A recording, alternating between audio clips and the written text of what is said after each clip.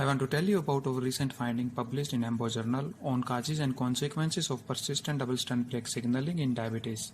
This study was carried out in Genomic Integrity Lab of Professor Peter Navrat at Uniclinicum Heidelberg. Like a tuned car, our cellular metabolism should also be well tuned. Moreover, there are several parameters by which one can check its status. For double-strand break repair, we consider the ratio of oxidized versus reduced NAD as one of the most critical as well as important parameter. This is because NAD pool regulates double-strand break repair potential of our cellular system, mostly via non-homologous end joining repair. This pathway accounts for more than 70% of the double-strand break repair in differentiated tissues.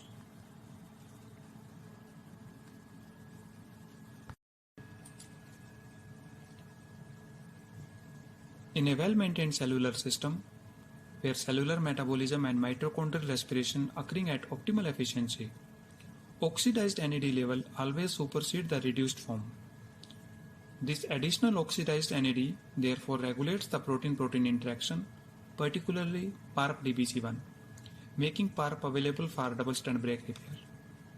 As an early response, PARP once recruited at the site of breaks catalyzes perylation of the chromatin adjacent to the double-strand breaks. Therefore, PARP plays an important role in chromatin relaxation and the assembly of double-strand break repair complex to timely repair the damage.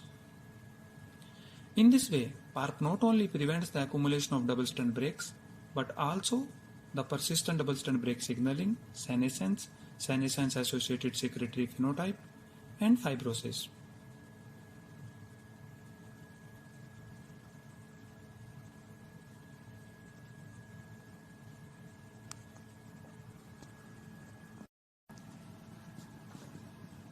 Several metabolic diseases are known to affect the oxidized versus reduced NAD equilibrium.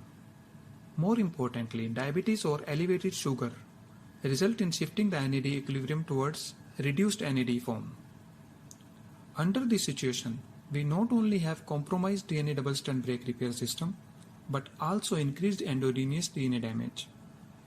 Because the amount of NADH produced exceeds the capacity of electron transport chain, and therefore result in leakage of electron and an improper reduction of oxygen to highly reactive superoxide anion. Thus, further contributes to the DNA damage. Further, depending on the extent of oxidized NAD depletion, complications develop at several levels.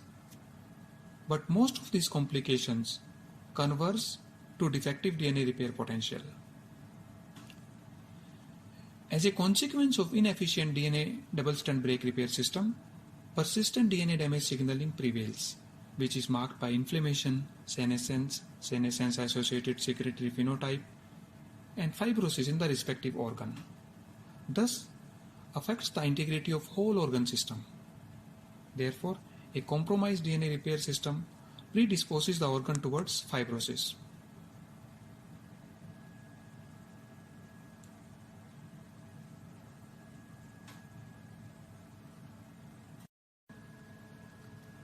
Previously, it has been shown that by docking one or another double-strand break response factor onto the chromatin, one can seed the assembly of functional megadalton repair complex to repair the damaged DNA.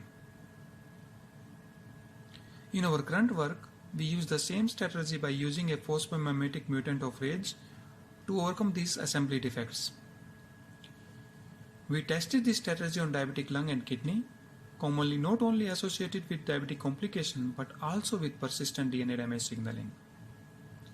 We observed that in 6 weeks the mice received phosphomimetic mutant RAGE not only timely repaired the damaged DNA but can also turn off the associated persistent DNA damage signaling, senescence, senescence-associated secretory phenotype, and fibrosis. This treatment also improved the physiology of these two organs. Therefore, can be used for developing novel therapeutics for double-strand break associated anomalies.